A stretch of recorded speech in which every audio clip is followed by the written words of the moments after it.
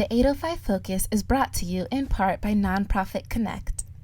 Nonprofit Connect provides superior leadership tools and resources so nonprofit leaders and board members can make valuable decisions to move their organization forward to a sustainable and vibrant future.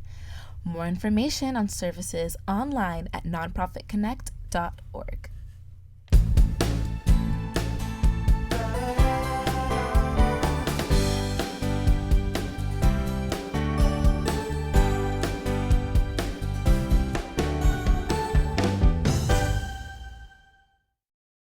Welcome to 805 Focus. I'm Dr. Cinder Sinclair with Nonprofit Connect, and we will be bringing you the latest on your favorite nonprofits. So get ready to be inspired. Our special guest today is Luke Swetland, and Luke is the president and CEO of the Santa Barbara Museum of Natural History and the Sea Center. Welcome, Luke. Cinder, I am delighted to be back with you after so many years. Thanks for having me. Yes. I'm thrilled that you're here, and I want to hear all about what's going on at the museum and the Sea Center. Great. Well, I'm happy to share everything that's happening. I think the most important thing we need everyone to know is the museum is fully back up and running, both indoors and out. We have just a full lineup of our galleries. We have new exhibits. We've brought back the animatronic dinosaurs back across the creek, and they'll be living with us permanently now. Oh, gosh. Well, they were so popular, people said, bring them back, and we found a way to make that happen at the beginning of this year. I have a feeling you find a way to make a lot of wonderful things happen there. Well, it's all about listening to what the community wants and then doing our best to kind of provide those opportunities for people to learn about science, learn about nature, engage with it, and really spark curiosity and wonder and ignite a lifetime of wanting to know more, because we believe when people kind of care about something, they want to protect it. Oh, that's a great way to look at it, and that's so true. Yeah. And your space is so inspirational, so much outside space. It's quite wonderful. Well, we just closed our very popular Butterflies Alive exhibition, and that just runs for the summer. And now that it's cooling off, the butterflies wouldn't like it anyway, because they need the solar power to really be at their best. But in a few weeks, we'll reopen the pavilion as just a wonderful, beautiful, contemplative garden. So next time you're at the museum, if you walked through the halls and you'd like to sit down outside for a while, just wander into the pavilion, and it's just a beautiful space to just kind of sit and contemplate.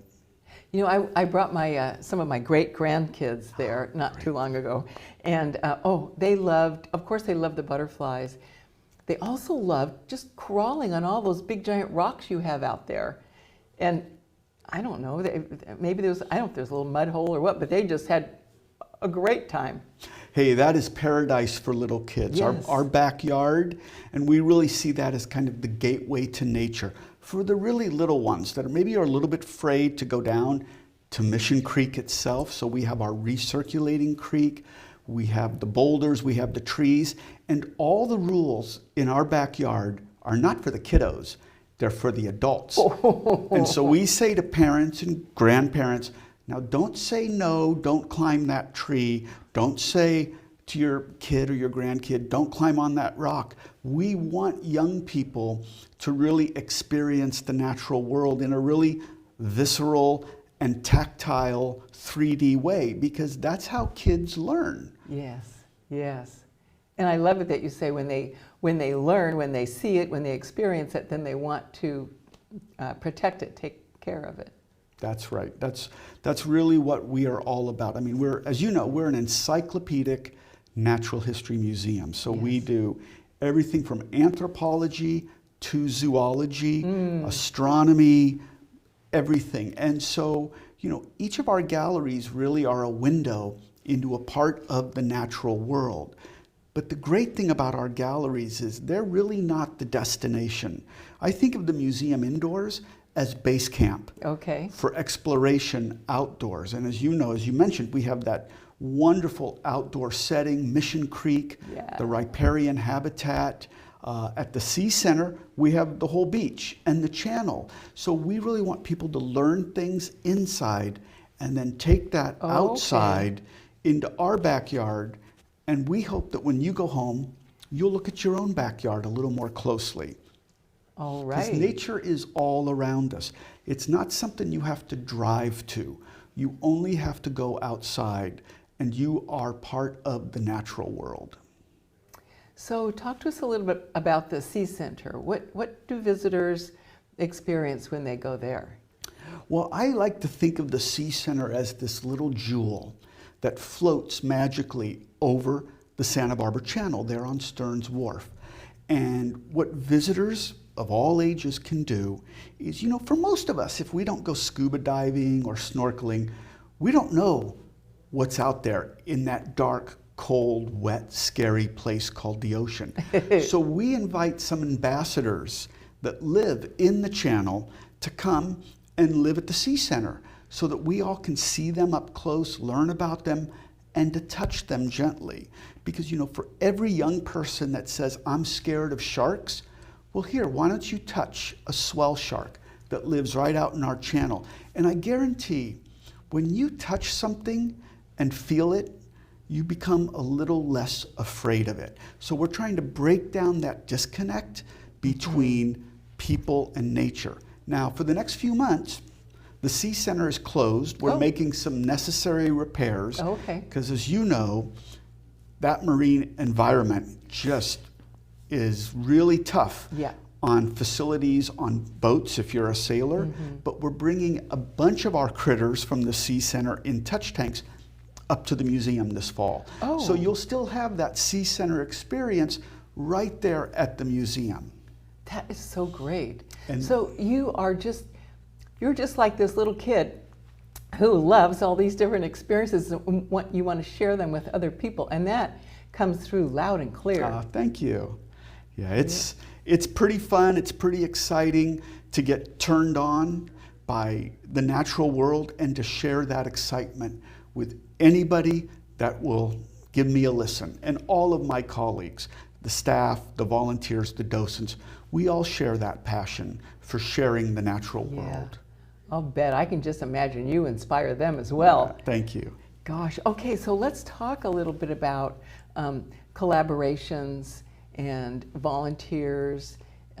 Tell us, I bet you collaborate with a lot of different organizations. Let me back up and say, you know, we're 105 years old this year. 105. So we have lasted as long and are as strong as we are because we are really a part of the DNA of Santa Barbara. We're part of this community, and the community has made the museum and the Sea Center. So we've developed many, many partnerships over the decades. We work closely with Santa Barbara Audubon Society.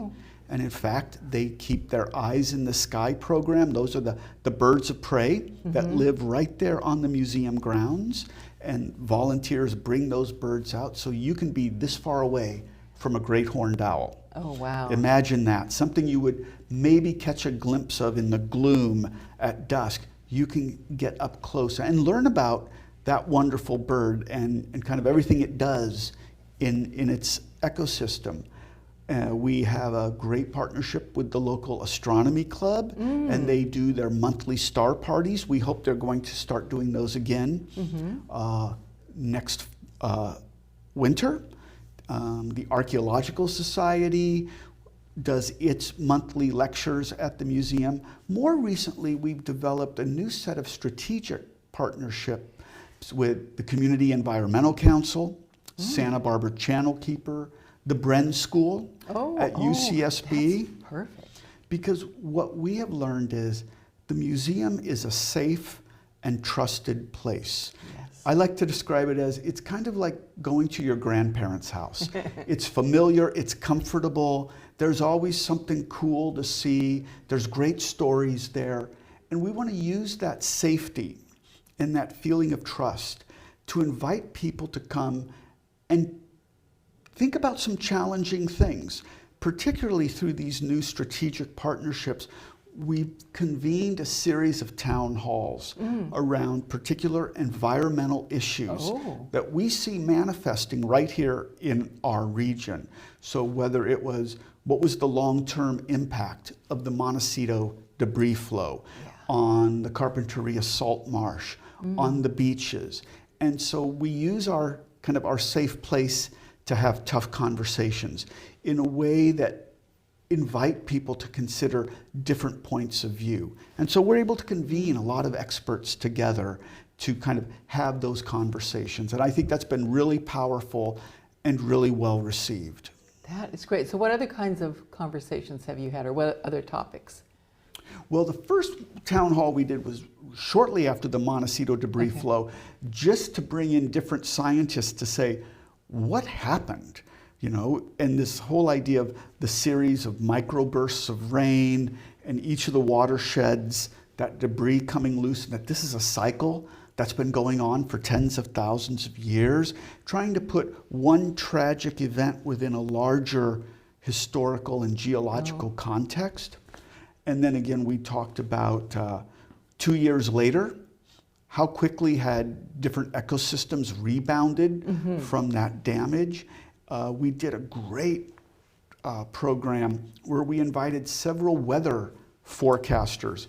And it's interesting, while a lot of folks find it really difficult to talk about climate change impacts, weather people have great success in talking about climate change by talking about the weather that we are all experiencing it. Because they too are trusted voices on that television, on that radio. So they can gently put what we're seeing in terms of erratic weather patterns, much more intense weather events within a larger context. So that was a really powerful conversation that we had. So it sounds like whether it's through the facility or whether it's through these conversations or even the Sea Center, you're able to bring in scientific experts and make that fun and interesting for people that might not otherwise find out about it or be in a place where they could hear. Well, that's exactly what our role and our responsibility is, to be a convener of science and meaning making based on that science. I mean, we have a whole division, our collections and research division, as you know. We're curating a collection of over 3.5 million artifacts that document 150 years of biodiversity in our region. And our scientists are engaged in internationally significant research. We're describing new species every year.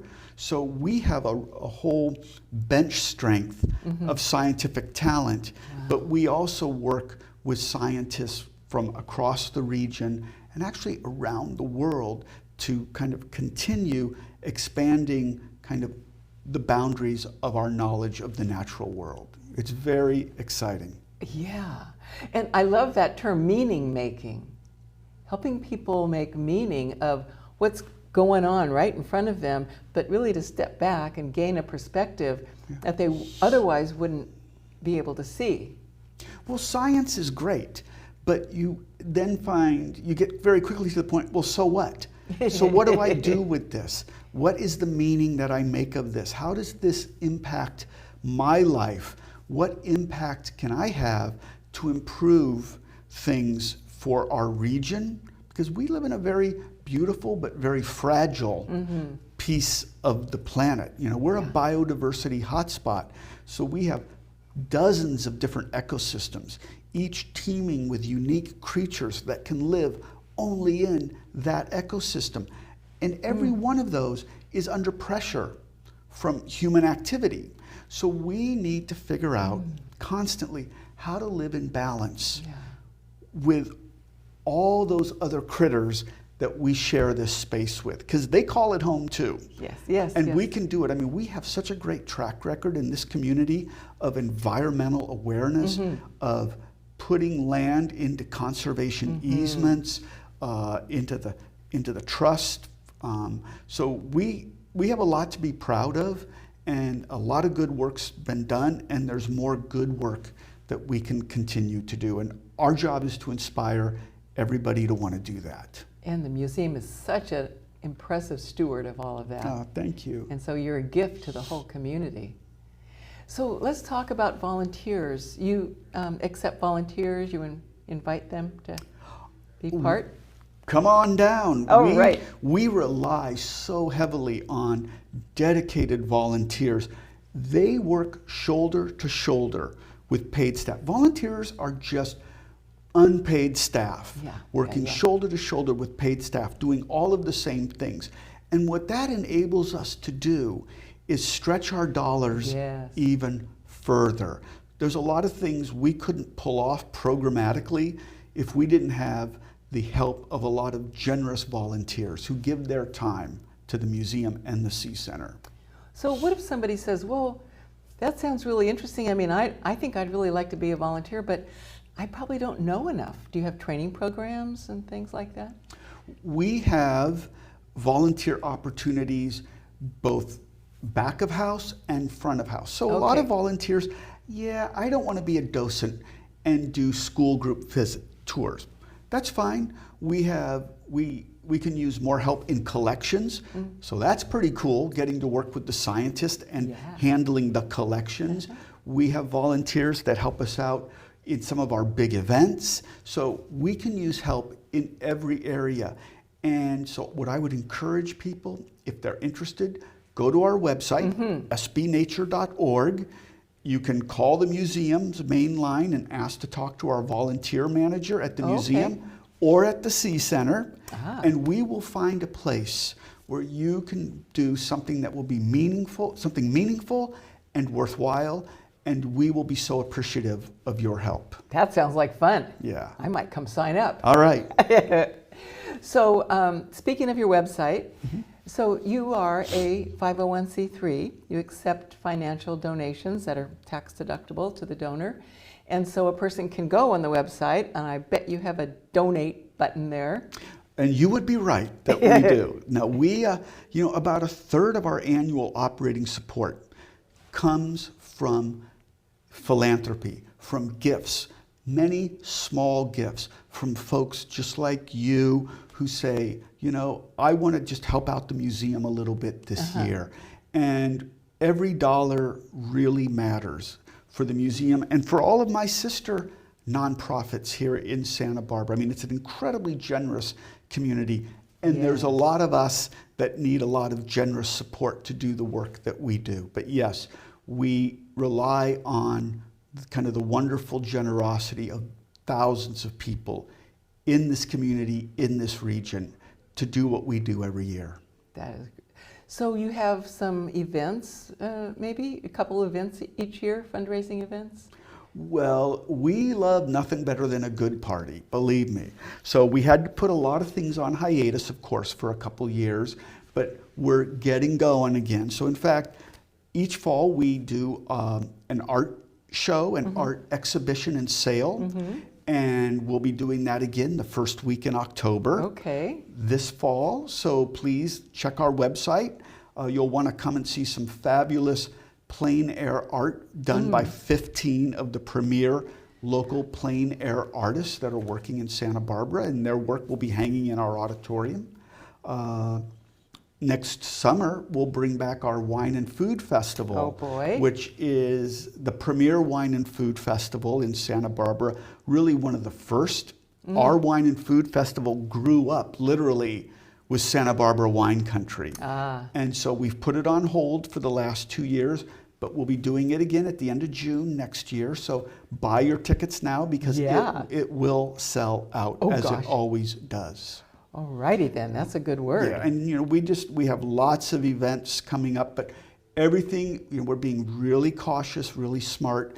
Safety for the staff, for the catering staff, for our visitors is the uppermost thing we have to be aware of. Great.